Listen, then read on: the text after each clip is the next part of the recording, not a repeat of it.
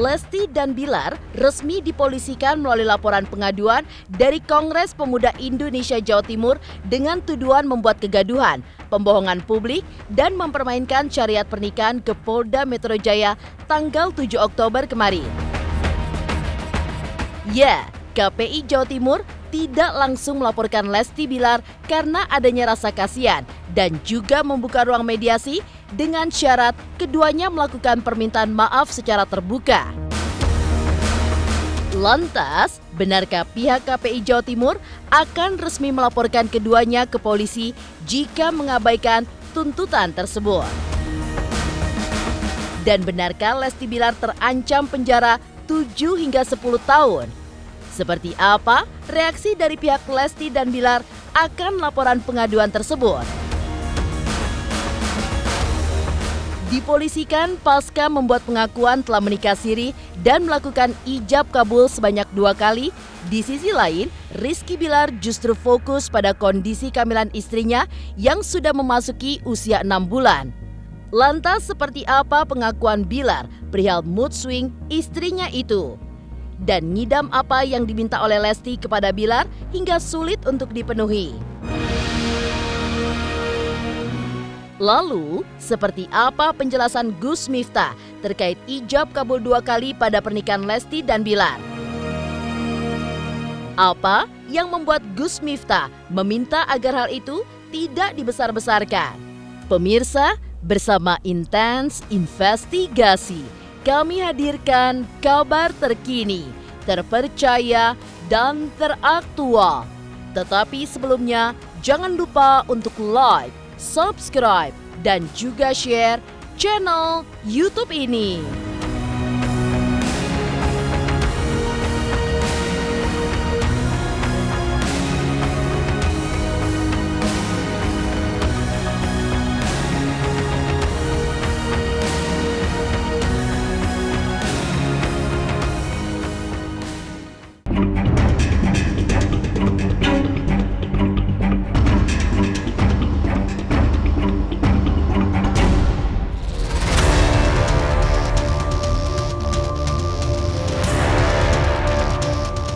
Pengakuan menikah siri Lesti dan Bilar setelah menggelar 2 kali ijab kabul membawa Kongres Pemuda Indonesia Jawa Timur untuk membuat pengaduan terhadap keduanya ke Polda Metro Jaya tanggal 7 Oktober kemarin.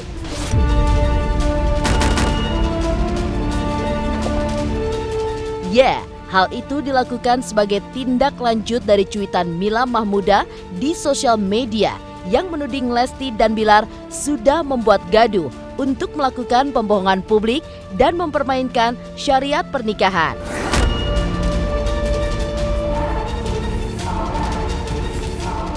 Di sisi lain, mereka yang terlebih dahulu membuat pengaduan ke Polda Metro Jaya juga merasa kasihan dengan kondisi Lesti yang tengah hamil dan tidak ingin Lesti menjadi stres.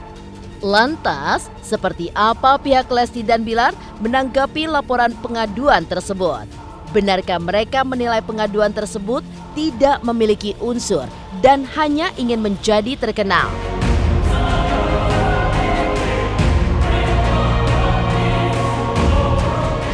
Kongres Pemuda Indonesia Jawa Timur sepekan yang lalu sudah ke Polda Jawa Timur ya untuk membuat laporan pengaduan terhadap kasus Leslar sesuai dengan hasil koordinasi konsultasi dengan penyidik karena delikti ataupun tempus deliktinya di Jakarta, maka Polda Jawa Timur menyarankan KPI Jawa Timur untuk membuat laporan polisi di Polda Metro Jaya.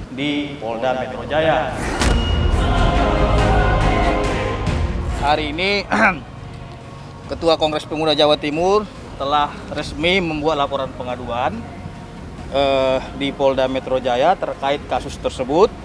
Nah, saya selaku Presiden Kongres Pemuda Indonesia memantau dan mengawasi kasus tersebut karena yang menangani kasusnya adalah Mas Edi Prasetyo, dan walaupun saya selaku Presiden tetap memberikan arahan-arahan agar kasus ini bisa berjalan dengan lancar. Kami KPI Jawa Timur membuat aduan ke Polda Metro Jaya. Kita adukan terlebih dahulu, yaitu kembali lagi masalah kita kasihan juga terkait kehamilannya, kan supaya tidak stres, karena dalam undang-undang juga diatur pasal 08 ya kan, Aduan itu ada dua, yaitu aduan tertulis dan laporan. Pelaporan itu ada dua, tertulis dan buat laporan itu.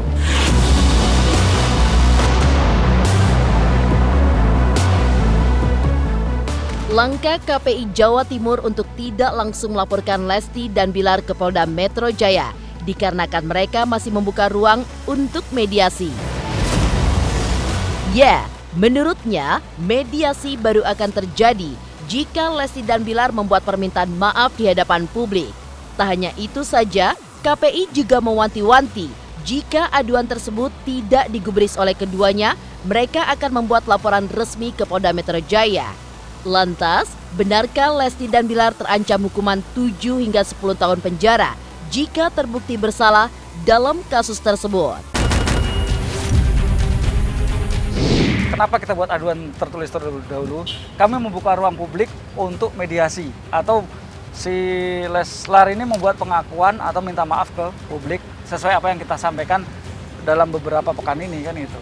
Karena sampai saat ini belum ada etika dari Leslar untuk minta maaf ke publik. Belum ada etika dari Leslar untuk minta maaf ke publik. Apabila nanti permintaan maaf ini tidak digubris oleh yang bersangkutan, maka KPI akan meningkatkannya dengan laporan polisi.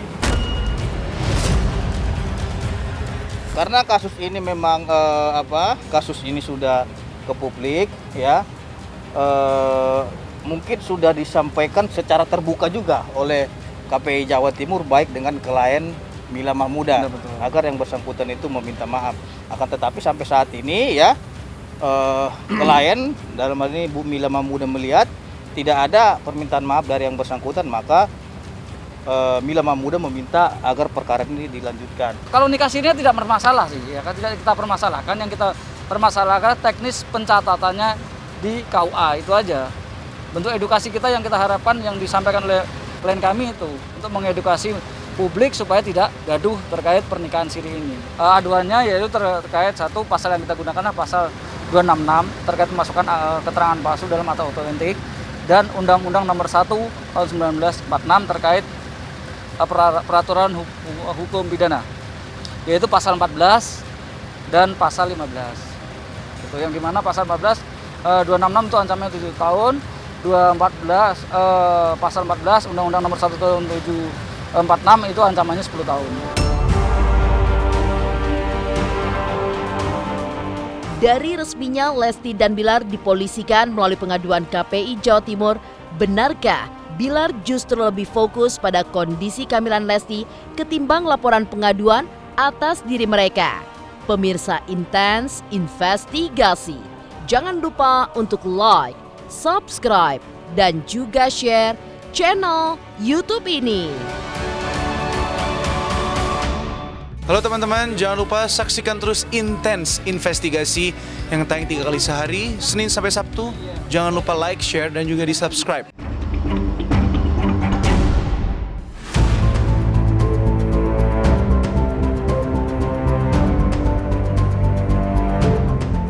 Di saat laporan pengaduan dari Kongres Pemuda Indonesia Jawa Timur resmi masuk Polda Metro Jaya, di tempat berbeda, Bilar yang ditemui di lokasi syuting secara eksklusif mengaku fokus pada kondisi kehamilan Lesti. Ya, di sela-sela kesibukan syutingnya, ia pun juga mengaku jika di kehamilan Lesti yang sudah masuk bulan ke-6, Bilar pun juga berusaha untuk menjaga mood istrinya yang semakin sensitif, seperti mudah menangis. Menghadapi kondisi tersebut, Bilar pun mengatasinya dengan bercanda. Anaknya juga memang kadang mood swing ya, nggak tanpa juga nggak hamil juga emang suka tiba-tiba diam, tiba-tiba ketawa gitu. Tapi ya memang semenjak hamil lebih sensitif dan lebih cengeng sih ya. Lebih cengeng, mungkin banyak kalian juga yang udah ngelihat belakangan ini, jadi memang lebih gampang nangis, bawain bercanda aja sih sebenarnya. Dan dia kan dia kan gampang ketawa juga orangnya, receh, jadi nggak begitu sulit lah untuk bisa bikin dia buat dia ketawa.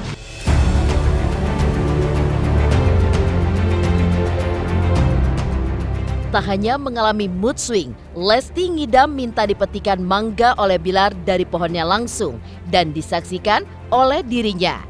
Akan tetapi, ngidam tersebut hingga saat ini belum terwujud karena mereka belum memiliki pohon mangga yang sudah berbuah.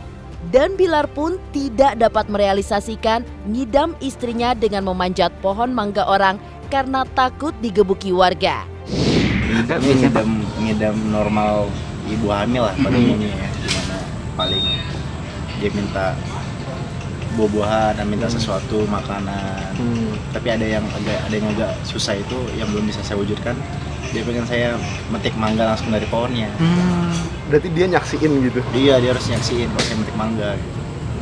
Saya kan takut digebukin warga ya. Ya kan pohon mangganya nggak punya orang juga kan? Yang harus punya orang. Oh gitu. Masa kalau saya nanam mangga lama dong ntar. Udah anak saya keburu lahir. Ntar dia ngidam anak kedua berarti.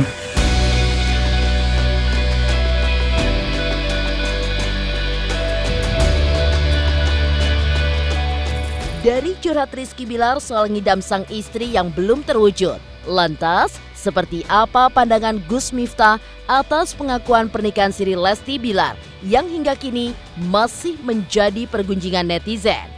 Pemirsa Intens Investigasi, jangan lupa untuk like, subscribe, dan juga share channel YouTube ini. Saya Dul Jalani, saksikan terus Intens Investigasi yang tayang 3 kali sehari, Senin sampai Sabtu. Jangan lupa like, share, and subscribe.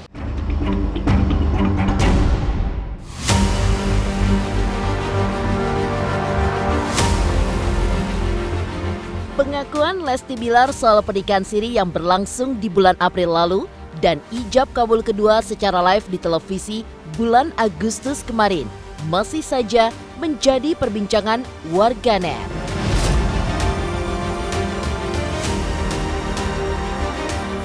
Ya, menanggapi ijab kabul 2 kali yang dilakukan oleh Lesti dan Bilar hingga dilaporkan ke Polda Metro Jaya, Gus Miftah melihatnya bukan suatu masalah dan tidak perlu dibesar-besarkan. Menurutnya, apa yang dilakukan mereka bukanlah sesuatu yang haram, melainkan halal.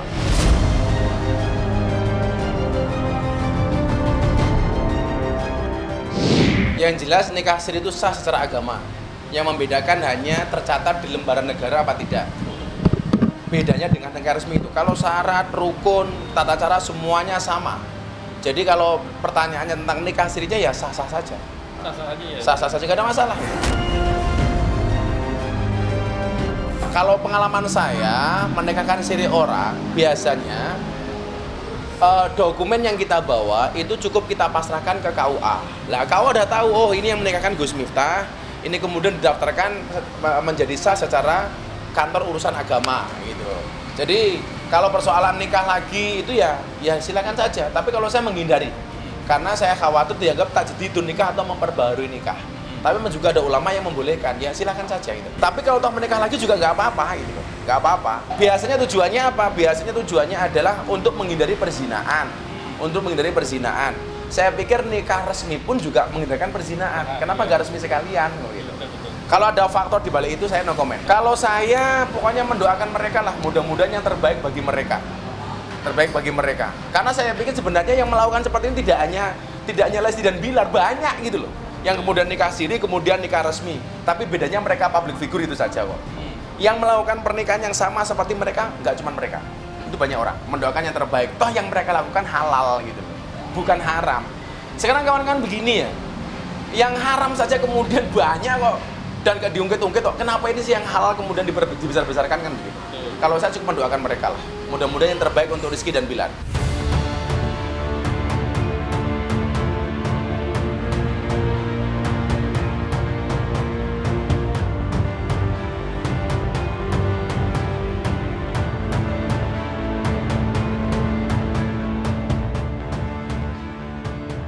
Demikian pemirsa, kabar terkini, terpercaya, dan teraktual yang kami hadirkan hari ini. Saksikan terus Intens Investigasi setiap hari Senin sampai dengan Sabtu yang tayang 3 kali sehari, yaitu pada pukul 11 siang, 3 sore dan 7 malam, tentunya hanya di YouTube channel. Dan pastikan jangan lupa untuk like, subscribe, share, dan juga komen channel Intense Investigasi.